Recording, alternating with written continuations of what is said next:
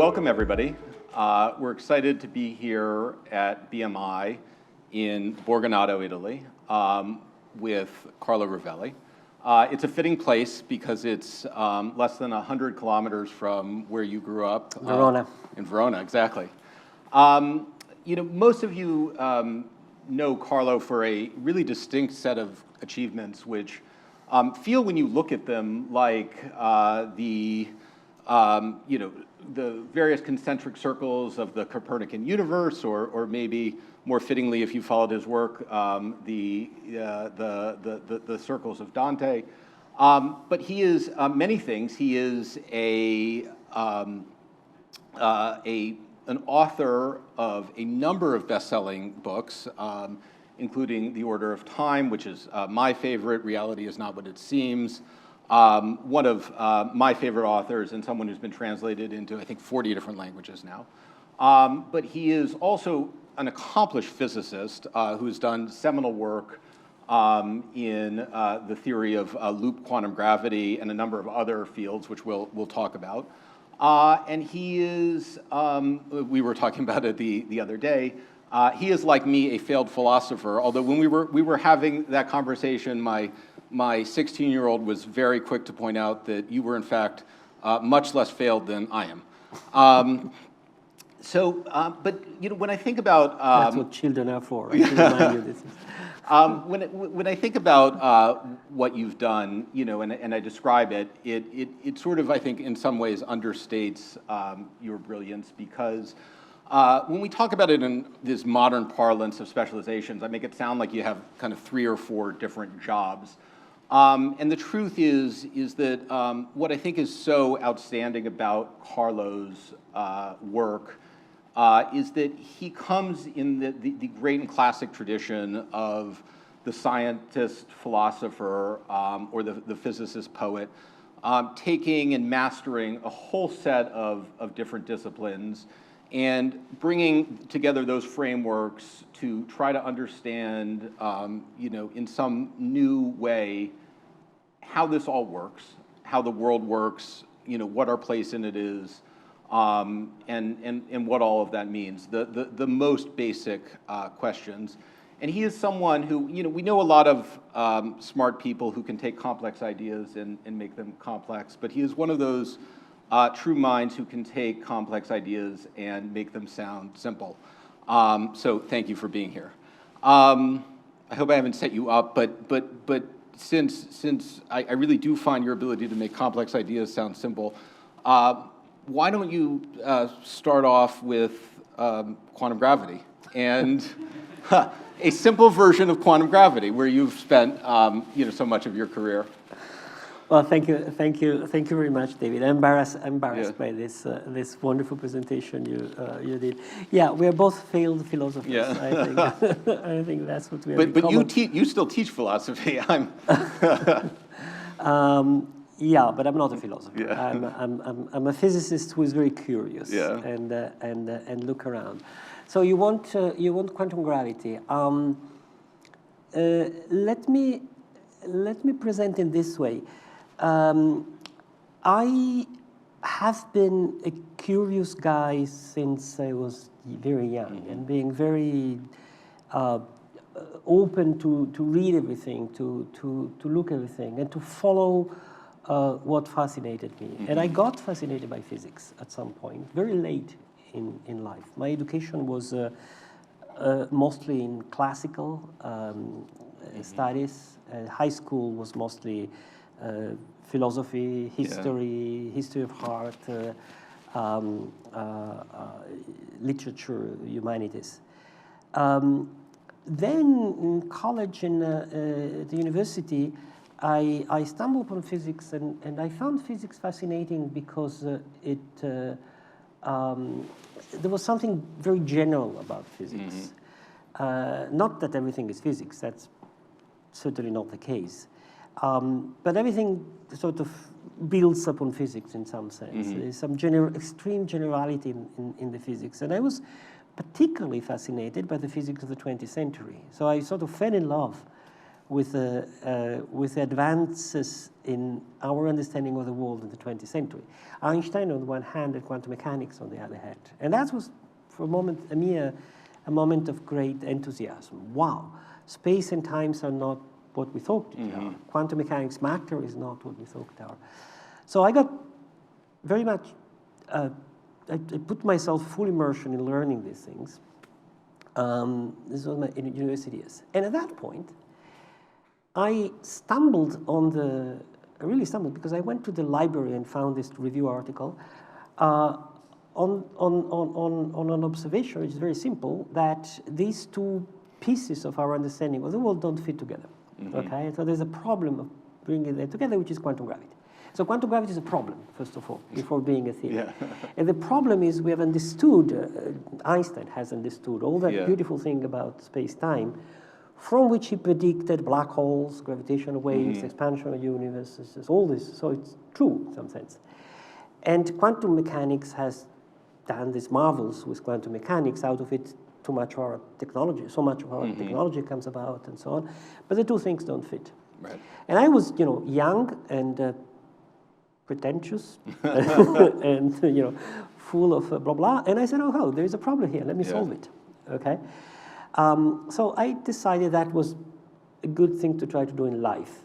Try to solve. And there were not many people. There were some scientists that were working on that in the UK, in the US. So I started going to see them and learn. I spent some time learning everything I could of the attempts at the time to bring together these two pieces of understanding of the world. And so I became, expert just by. In those years, people who were studying like me were trying to, get into a group, be noticed by a professor, and follow a research line. I was just going my way, just studying systematically everything around. And slowly I started, writing my little papers, get to know some of the people in the area, producing some idea, putting this together with that. So slowly some ideas came out. And a possible solution of this issue, this big problem, came out in the work of me and others, which is what is called today loop quantum gravity. Which is an attempt to, is a tentative theory. We don't know if it is right. Yeah. I don't know if it is right. Let me put it this way. I'm sure it is right on Monday and Tuesday. Wednesday, I don't know. Thursday, I'm desperate. No, it cannot work. Friday, but then Sunday, we think about it. And Monday, I'm again sure it is right. So that's where I am. And the theory we have put together is a set of equations. So it's a basic physical theory. You can write it in a page, a set of equations, which says what are the quantum properties of Einstein space-time. And the main thing it says about the world, the main result of it, which is the result of a calculation you can do within the theory, it's the following. It's very simple, and I think it's the core of quantum gravity, of loop quantum gravity, which is the following. If you take a piece of material, it's of glass, if you break it in pieces, you can break, but you go down to molecules, to atoms. Right. So it's granular. Okay. Now, if you use the equation of quantum gravity, you can ask what happened to space, empty space. So what is here? Forget about the air, just the space here, and break it in pieces and pieces and pieces. Well, what the theory predicts is that it is also atomic, is also granular. Yeah. So space is just grains of space, and whose size and properties can be computed. And this granularity of space, it's a quantum aspect of gravity and space-time. That's the core of the theory. Right, and that idea that there was which is a very radical idea when it started with energy, but now it starts with space, that you can't divide it any further. Exactly. There's no continuity. Yeah. You cannot divide it any further. And it's a typical quantum phenomenon. Quantum mechanics tell us that light, the electromagnetic waves that come to us, actually arrive to us in grains, the photons. Yeah. So light looked in the small, it's just photons. This is a quantization in the sense of granularity Right. of light. Now, this same granularity in quantum gravity applies to space itself. So there are this grain of space which are not, we shouldn't think about them as moving in space, they are space themselves. Right. So what we call space is the collection, the large-scale description of this grain of space. And now the question is, can we do physics with that? Is there something that we can understand about the world on the basis of this Right. quantum description of space and time? Right. What do things look like in that little, when you get down to that little space, right? What's going on? What the mathematics looks Yeah. like, it's called spin networks. Yeah. And the mathematics is, it's in terms of graphs. So a graph is a set of points connected by lines. Each point is one of these grains of space, and the line says who's next to whom. Now, what they look like as a physical things, it's tricky, because this is quantum mechanics. So what does an electron look like in the small? And quantum mechanics tell us that the quantum object, which means all objects seen at a sufficient small scale and precision, have a sort of fuzziness attached to them. So we can think of little pieces of space, or imagine a little tetrahedron, or a little dodecahedron, but that's too much of a classical picture, because in reality this is a fuzzy thing. It's not really something. It's quantum objects are quite different from our ordinary intuition of normal objects. Right. And also this has led you to a very different view, which we were talking about before, of black holes. Yeah. Because black holes were supposed to collapse, know, into something that maybe was infinitely small, but now you're thinking about that very differently. Yeah. Talk about, Yeah, the black holes is a fantastic story. It's a success story of Einstein theory. I would say it's a spectacular success story of Einstein theory, because this is a theory written in 1915, and so it's more than a century ago, and it predicts these things called black holes. You would never, I mean, it seemed crazy, still seems crazy, but it seemed very crazy at the time. People didn't believe, Einstein himself didn't believe these things could exist, and people were confused, and then when somehow the theory was cleaned up enough for to see what the theory predicted, people were thinking, but they don't exist in real nature. But they do, okay? And we see in the sky things which are exactly as described by the theory, and these black holes, we have pictures of black holes today. And there are stellar-sized ones, huge ones, like the one in the center of the galaxy, with it's 4 million times the sun. There's some which is 4 billion times the sun. So it's all this thing. We don't know if there are small ones. Maybe there are also small ones. We have never seen them. And black holes are well described by general relativity alone, by Einstein theory. You don't need quantum mechanics. But there are two open questions about black hole. One is that what happened deep inside. Right? Because Einstein theory tells you can cross the surface, the horizon, can go in, fall, you get squeezed over the center, and then what? We don't know. Because that's where quantum physics come about. And the other thing that Einstein theory doesn't tell us is that we expect black hole not to be eternal, but to slowly shrinks. This is what Stephen Hawking has realized. Become smaller, and when they're very small, we don't know, again. So what loop quantum gravity indicates, suggests, predicts, is that when things become very small, they cannot be arbitrarily small, for the reason we were saying before, because there's granularity of space. So at some point, the granularity sort of pushes back. And so the expectation is that what's in this inside of the black hole sort of gets to a minimum and then bounces back. And what was a black hole from the outside becomes something else, which is also predicted by Einstein theory, which is a white hole, which is a surface, not where things can only go in, but a surface from which all things can only come out. Right. And there's a quantum jump between the two. So the question, what happens, we see this black hole in the sky, we see the matter falls in, okay? What happens to the matter that falls in? We don't know. But the suggestion here is that it's going to come out in the far distant future from the same hole, right? If you keep looking at it becomes small, everything falls in, and then at some point, slowly things come out, and everything's going to come out. When you think about far distant future, what time scale? Billions of years Billions for the big black holes. Yeah. But if there were smaller black holes in the past, they might already have gone through that. Right. So there might be white holes, which were formed in the past. Just everything jumping out from which everything is slowly billions coming out. of years ago. That's right. That's incredible.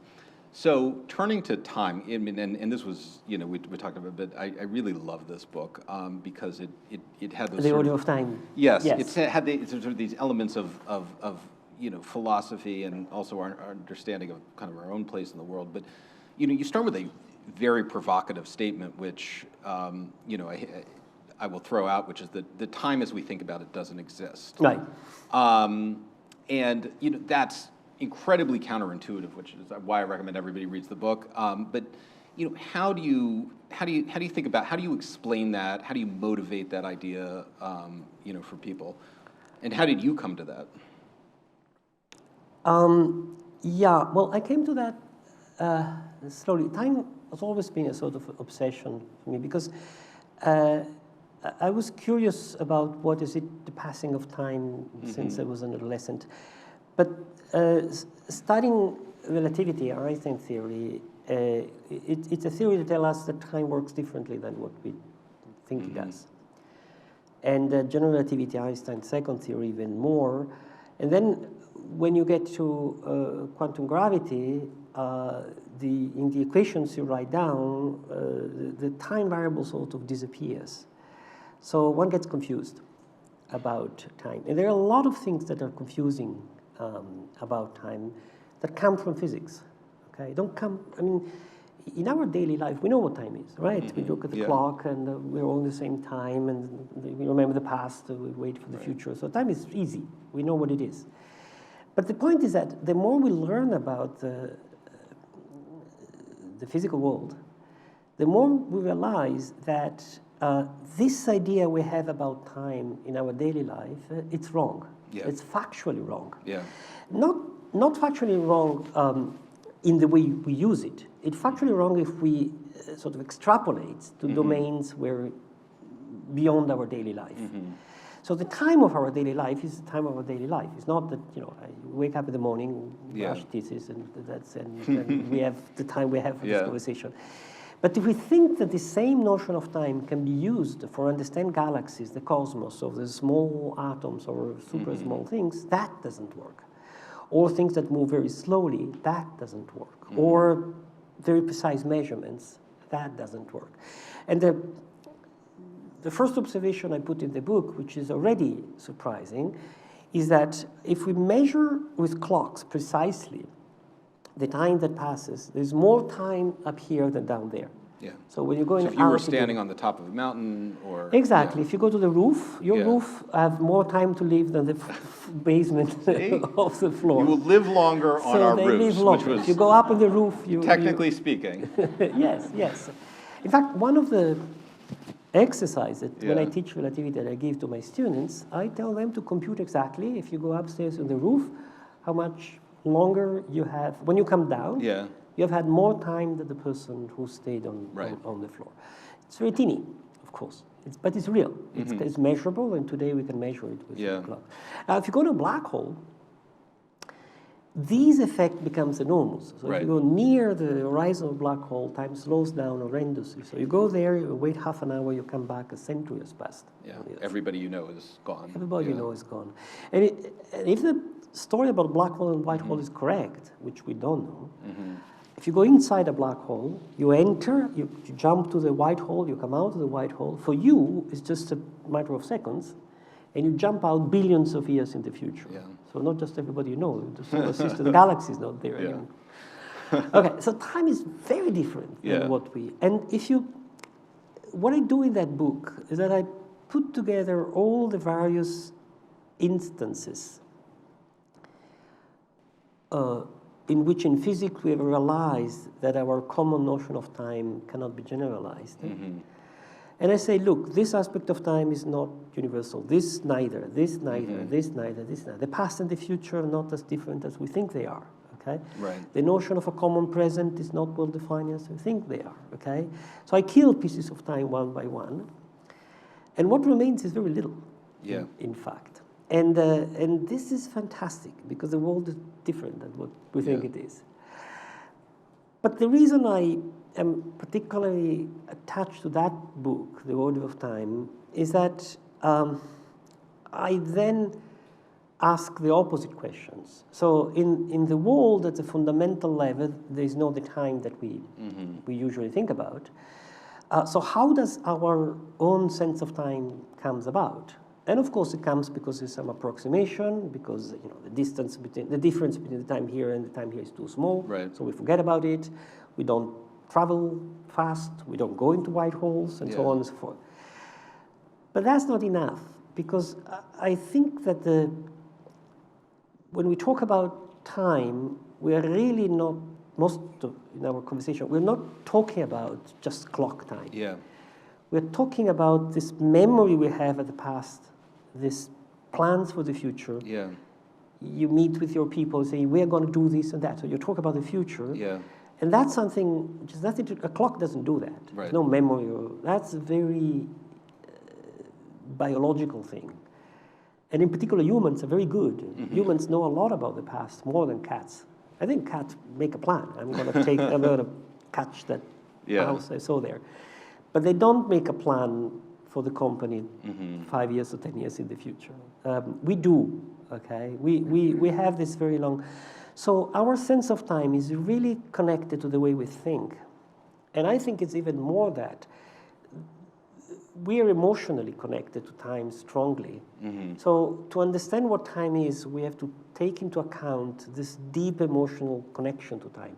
We are a machine that works in time. We're a time machine in some sense.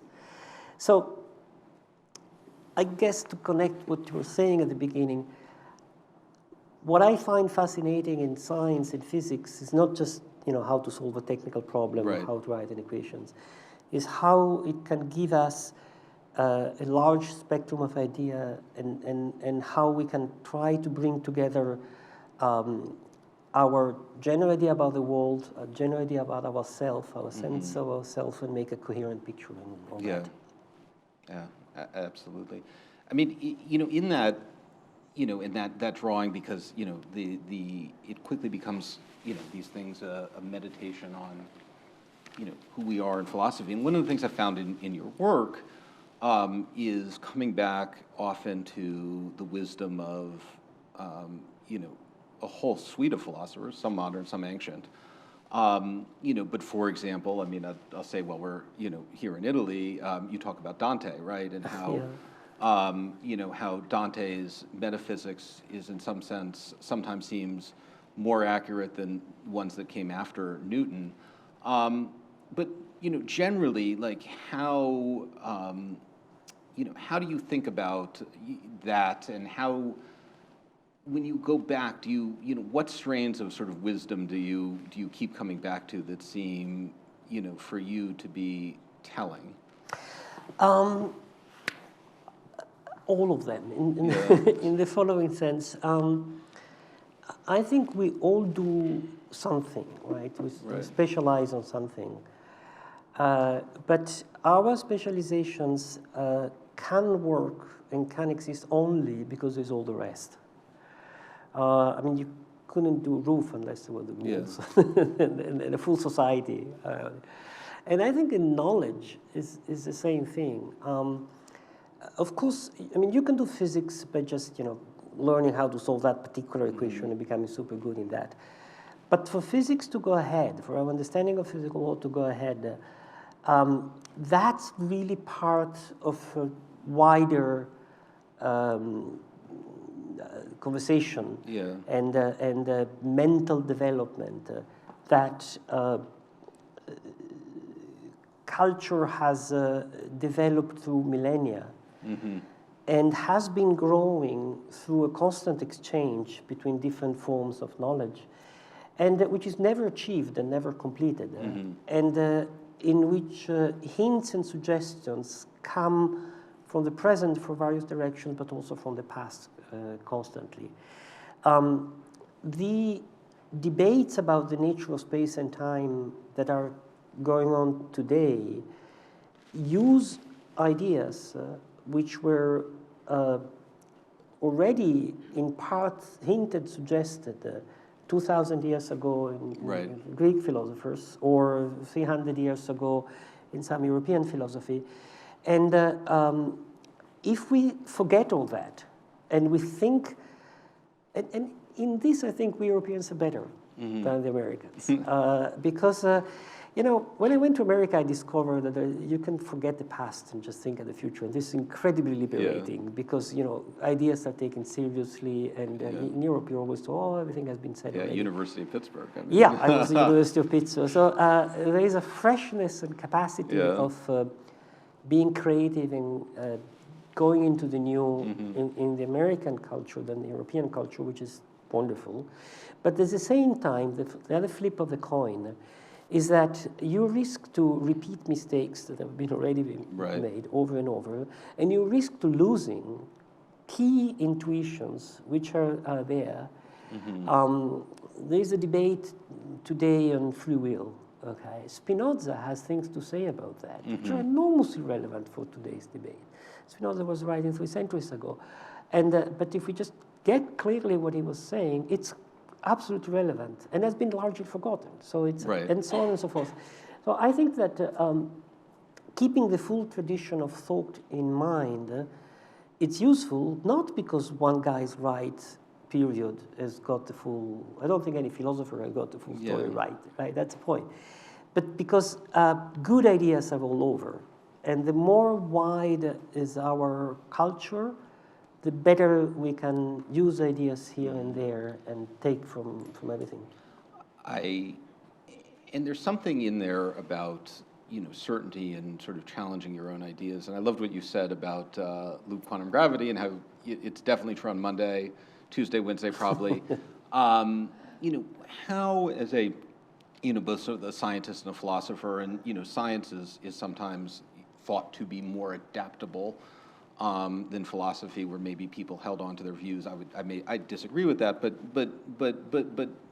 maybe more flexible. How do you think about, you know, certainty and the willingness to change your mind and challenge your ideas?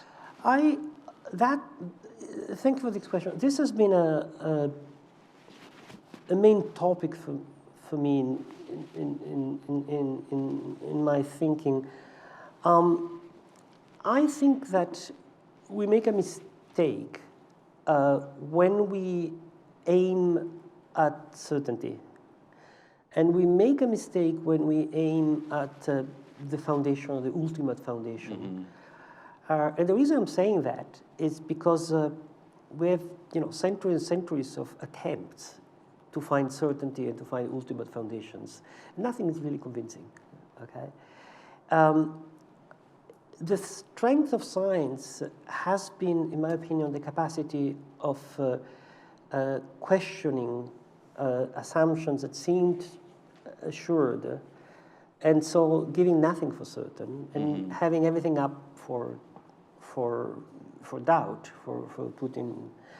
So if we step back from the pretense of getting something certain, and we are happy with the best we can say about something, and with the most reliable thing we can say, and the most, you want something which is very, very, very, very reliable. You don't want something which is certain. You want a roof that holds, but not, you know, if the meteorites come down, okay, it breaks my roof. I mean, there is always a possibility that things can collapse in some situation. So if we step back from this idea of finding the ultimate foundation, and if we give up certainty, it seems to me this is enormously liberating, first of all. Life is easier because, I mean, I don't want to think, oh, I'm dying without knowing the truth. I mean, of course, I mean, the final truth, but what's the final truth? I've learned a lot of things. That's good enough. And I think as a civilization, we have learned a lot of things, which is super useful, which allows us to make, that's what we want. We don't need the final certainty. And if we to the people who think they're the final certainty, I think they're deluding themselves. Because I think that ultimately, there are a lot of questions we just don't know the answer, and we can easily live without knowing the answer. And that we may never even have the answer, because are they questions which we may never even have the answer to? Because I don't know. I don't know. Yeah. Some maybe there are questions which seemed unsolvable 100 years ago, and now are easily solved. Easily, they have been Right. solved. But there are others in which we haven't made any progress whatsoever. So I think we can live step by step and solve the problems that we can Right. solve, and give up this anxiety of the solid rock on which to. Right. Obviously in science, and we were talking about it, the currency is explanatory power of Yeah. your theories, right? Unobservable data. But everybody who does science seems to be drawn, not everybody, but many people who do science, and many of the greats seem to be drawn to some aesthetic component of either for inspiration or, aesthetic intuitions about the simplicity, elegance, beauty of a theory, right? I think you talk about if a theory can fit on a T-shirt. Yeah. And how do you think about those considerations, and where are they relevant in either the doing of science or the doing of philosophy and thinking and mathematics? I think they have a dual side. I mean, aesthetic beauty, it's a powerful tool and very dangerous, and leads us to make mistakes. Yeah. Because it is true that the good steps ahead in understanding the world have simplified our understanding and given us very beautiful theories. I mean, everybody who studied general relativity, Einstein theory, I don't think anybody could not be shocked by how beautiful it is once Yeah. you really go into it. It's an incredibly simple idea, incredibly simple equation, boom, all this come out of it. It's wow, okay? So I think it's true that our sense of beauty, which, careful, is something in our, it's not Yeah. outside, beauty is in our eyes, Yeah. right, not out there, can be a good guide for finding something. But it could be a very misleading guide. And Huxley, the British philosopher, has a sentence says, "There's nothing as sad as a very beautiful theoretical theory killed by brute fact." And it happened, right? Sometimes you find, Yeah. oh, this is so. There are a fantastic example in history. Kepler, who later became Kepler and figure out how things work, Yeah. had a beautiful theory about why the different planets have the radius of the orbits as they are. Okay, he looked at all the orbits and found out that you can put them into you can choose the Platonic solid, the tetrahedron, the dodecahedron, the cube. Okay, put one inside the other, and the ratio of the radii, and put sphere between the two, and the spheres have ratios which are not exactly, very similar to the. So I said, oh, that's so beautiful, because there's a theory of mathematical theory. Okay, it's very, very beautiful theory. It's just total bullshit. It's absolutely wrong, just nothing. So he was completely sidetracked by an idea of beauty, Right. which just was wrong. The solid Platonic had nothing to do with the orbits. Right. He's a good scientist. He followed that, he did it wrong, and then abandoned that and went another direction. Right.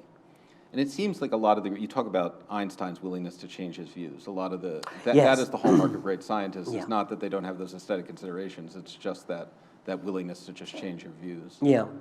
I think that's a hallmark of good science, and that's how we have gone ahead by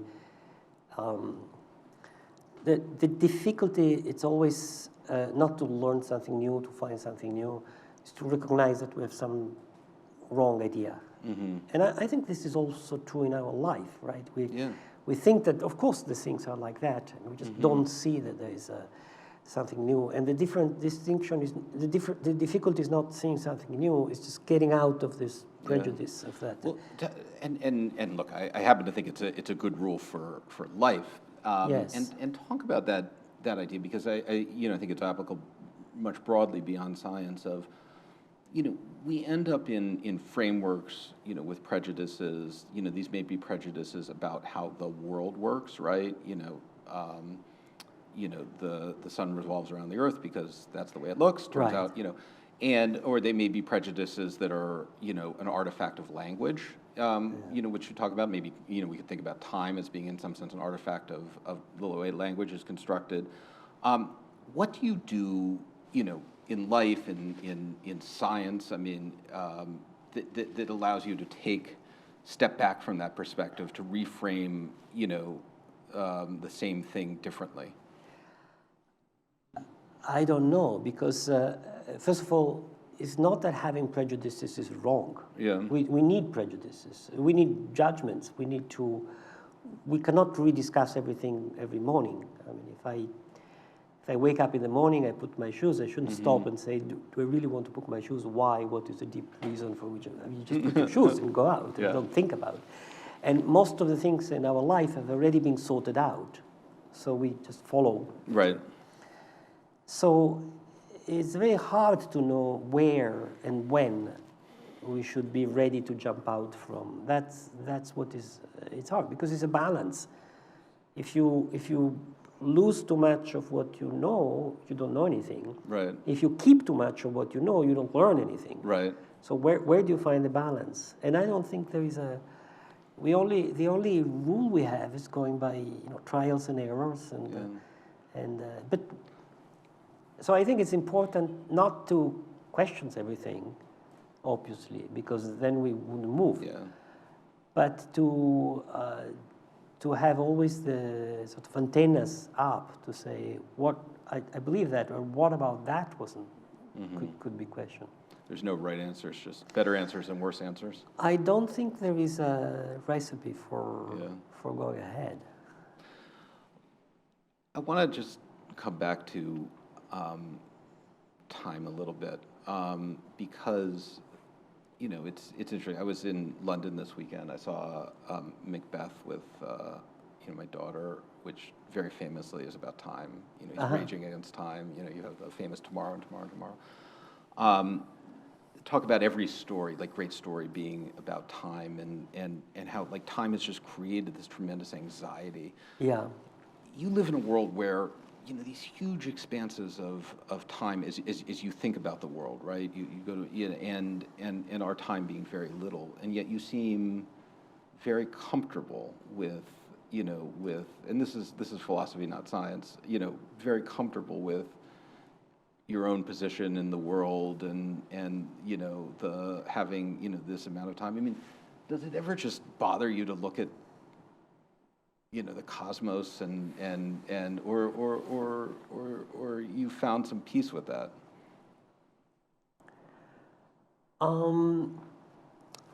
Look, it moves me. Yeah. And I have been, this is a very personal question. Yeah. It's more about who we are.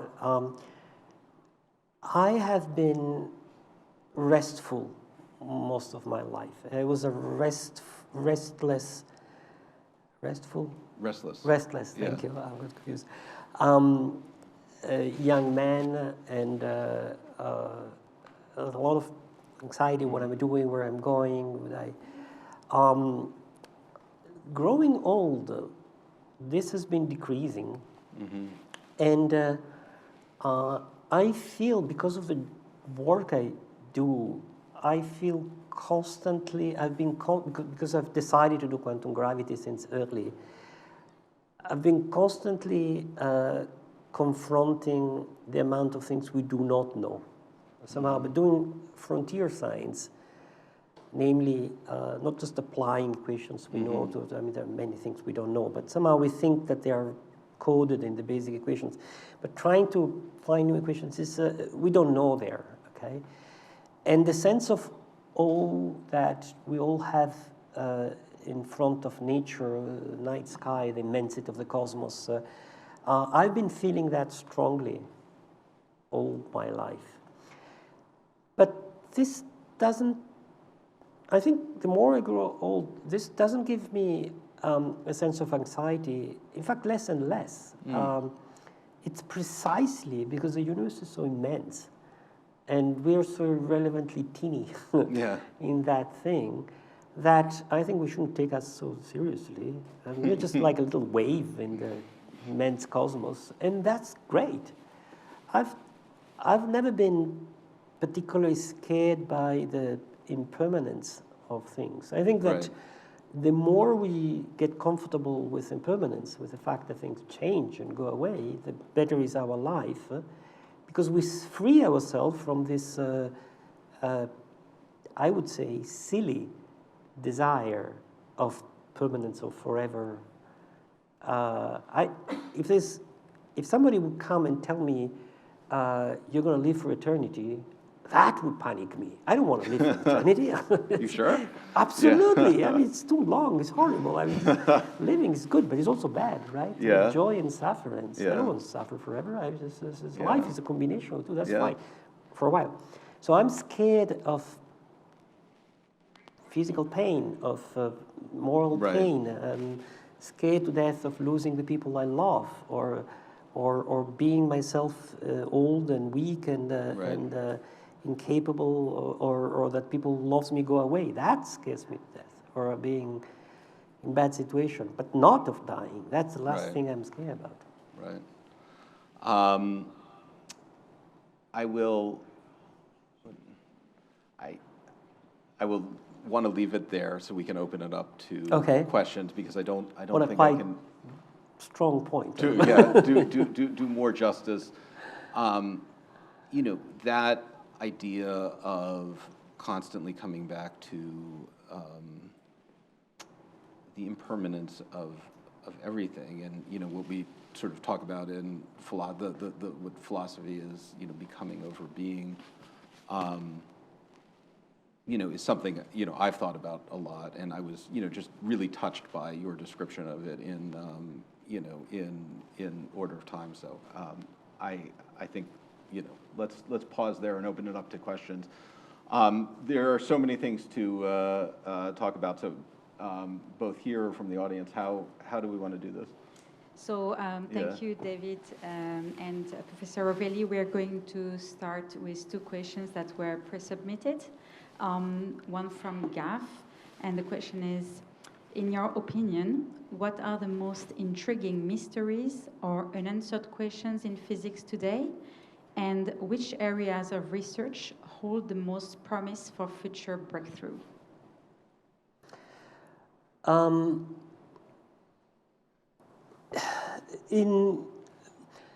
Depending on which field, in physics is a large field. It includes not just fundamental physics, but also, you know, physics of materials, physics of complex systems. So there are all sorts of open questions. At the fundamental level, if I just restrict to the basic equations, there is one very clear mystery, very tangible, very concrete, which is dark matter. It's observed by the astronomers in the sky, the presence of something which we don't know what it is, but we see its gravitational effect. There's a huge amount of it, more than ordinary matter. We don't know what it is. This is a very concrete phenomenon that we see in the sky, and we have no clue of what it is. Or actually, we have 5 or 6 different possible explanations, and we don't know which one is right, or if any of these is right. At the fundamental level, I think that quantum gravity, whether loop quantum gravity or another theory are the right one, it's really a crucial open problem, because we are still in the situation in reality which I met when I was a student in the 70s, that the fundamental theory of the world, physical world we have, general relativity and quantum mechanics, don't have an agreed way of staying together. Can you share your theory of dark matter? Yeah, Briefly, I yeah. have one possible tentative explanation of dark matter, which is very speculative, so I don't know at all whether it's right or wrong, but I hope it's right, which is... It's right on Monday. Yeah, it's Monday morning. Yeah. This one. Which is ancient black holes, small ancient black holes which have already evaporated and became white hole, are little things, teeny things, the microgram, which are floating around, and many of these are dark matter. So that could be one possible explanation of dark matter. I like it because it doesn't require any new physics, it's just quantum mechanics and general relativity. But we have to detect it, we have to see if it fits with cosmology. I mean, this is it's open. So the second pre-submitted question is, your work has touched on the concept of emergence, particularly in the context of time. Yes. Could you discuss how phenomena like time and space emerge from more fundamental quantum structures, and what this means for perception of reality? Yes. I think we all got sidetracked as a culture by the immense success of Newton theory, which introduced this idea that to think about the world we have to put space as an arena and time as passing just by itself, irrespective of anything else. We got sidetracked by Newton, by Kant in the philosophy world. Kant was very impressed by the Newtonian construction and tried to argue that these ideas about space and time are necessary for thinking, are conditions, a priori conditions for making sense of the world. And both from the physics and the philosophy, this became ingrained into us. That somehow we cannot think without the usual notion of a continuum space within which things are, and with a priori evolving time, which is there even if nothing happens. And I think the physics of the 20th century has shown that this is just wrong. That's not a good way of thinking about space and time. It's easier to think that there are things happening, not in time, but time is just the name we give to the happening of things. So what's primary is just this happening of things, and not time but itself. So if things weren't happening, there wouldn't be any time. And space is just, there are things, processes, which are sort of in relation to one another, and space is just a name we give of who is connected to whom, not like a stage of arena on which things are. So there's a different way of thinking about space and time, which is not so hard, just pre-Newtonian, and we can't. I mean, if you go back, as you were saying before, if you go back to read Aristotle, that's more or less how he was thinking about space and time. So it's just going back to Aristotle is not something so quantum mechanical, which is more suitable for thinking about what is space, what is time. So from this perspective, the primary objects which we use for describe reality are not space and time, are processes, events, out of which we can derive, emerge in some approximation, the usual notion of space and time. Thank you, Professor. We're going to open to the questions in the room. I hope easier questions, because these were very, very tough. So, in this conception of reality, where the relationship between space and time upset the concreteness of the reality, how the relationship between man and the divine will change? Man and the divine. divine. I would answer that it depends of what you mean by divine. Divine is a very wide it's a word that can take many different connotations, depending on your culture, depending on your religion, depending on how you think about that. So, in a narrow sense,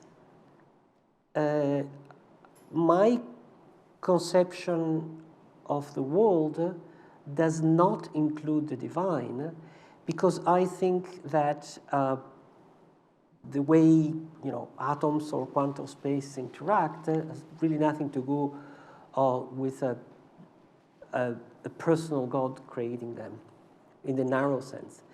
But in a wider sense of divine, which includes our own experience of what goes around, I think there is plenty of space in my worldview for including that.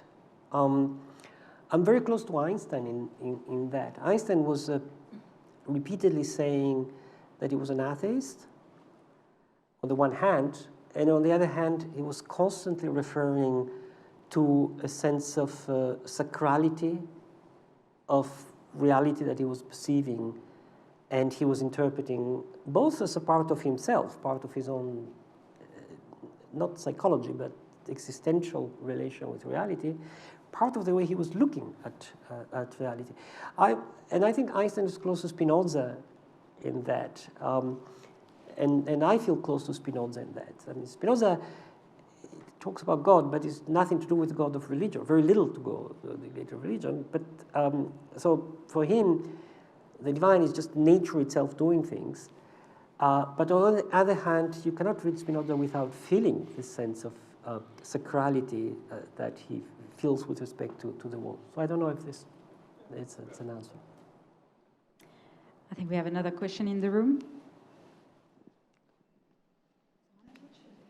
Thank you, Carlo and David, for the very interesting conversation. So we think about scientists most of the time as people that apply equation, math, and very precise calculation. The reality is that the most revolutionary scientists and physicists were able to apply actually their imagination to their work, right? We're able to see the world with different eyes and look at things from a different perspective. And so especially because we are in Italy, I see an analogy very much with your work, the way you do what you do, and Dante. So Dante stopped before the beginning of the Inferno, in front of a door that say, lasciate ogni speranza voi che entrate, right? So lose any hope before you get in. And I hear you talking about the black hole, right? And that was what we thought. The black hole is something that you get in, you never get out, right? So that's not the case, right? So can you tell us a little bit about how Dante inspired your work, how imagination play a role in what you do? And yeah, yes. I mean, to do science, you need all kind of people. Okay, I think you need also those who don't read Dante and just focus on this equation. And our society works with everybody doing pieces of the story, and it's not just major steps versus everyday work in science. Even in the everyday working in science, the step-by-step job that is done in a laboratory or in a theoretical laboratory, it also requires this balance of things. There are people who are very good in making machine work, people who are very good in doing calculations, and there are people who are very good in being creative and inventing something new. But to be creative, but the people being creative, inventing something new are needed. Without them, you don't go ahead. With people only to keep down numbers and do calculation, you don't go ahead. And for that, you need imagination. And the kind of imagination you need is very similar, in my opinion, to the poetic imagination, to the literary imagination. And because it's the same process. It's a process of bringing pieces together in a different ways and viewing things in different ways. Dante, it's... when I was in my late 30s, I moved to the US. And I decided not to close myself in a ghetto of Italian expatriates, but to really be immersed in American culture, which meant that then for a while I felt very solitary without my language. Yeah. I didn't want to see Italians, but then I was going home and so I was going home in Pittsburgh and reading Dante. And I loved it. I loved the Inferno, I love the Paradise even more, and I love the Purgatory even more than everything else. So I had a passion for Dante. Because Dante is not only a fantastic poet in his music, in his emotions, but there is something, he was an extraordinarily knowledgeable person with an incredibly large culture. He got most of it from Brunetto Latini, his master, who wrote this sort of encyclopedia of Middle-Age knowledge. And he was, in Dante there is an extraordinary intelligence that you see particularly well if you're a scientist, because you look at the other side of it's very, it's always very articulate, very deep, and incredibly creative. So Dante has been a reference for me, and the last book I've written, which is White Holes, I use the analogy between the black hole and the white hole. So going into the black hole, and as you say, I mean, here you can enter and you cannot go out, which is what Dante finds at in the door of the hell, lasciate ogni speranza voi che entrate. And I think there is a strong similarity with what is happening with black holes now. From Einstein theory tells us that if you go into the horizon, you cannot come out, but it's not true. You can come out because Einstein theory is limited. There is quantum mechanics that allows you to come out. So in my book, I constantly refer to Dante. And there is also a little bit more. I talk about science, but I always try to keep in mind the sort of emotional side of the story of a scientist and Dante does exactly the same thing in the Divine Comedy, because he tells the story about how the universe is and all this theological stuff, particularly the more he goes ahead. It's a history and judgment and I mean, why this? But the real story is about his own emotions and his love for Beatrice. That's really what's driving the poem. I mean, he goes there because of Beatrice. He wants Beatrice. And there's this last part in which Beatrice gives him all these lectures about theology, and he looks at her like that. But it's just not the theology, it's Beatrice. You know. So I love that. Yeah. So I think because of the time, I don't think we have time for a last question. We go for a last question? Yeah, one last question. Okay. Yeah. Good evening, Professor. I'm Luca. I'm a civil engineer, and I love physics, math, and I love all the theory of Einstein. Okay. My question is about dissemination, and we have to thank you to do that with that commitment. And this make knowledge and make our concept more accessible to a broader audience.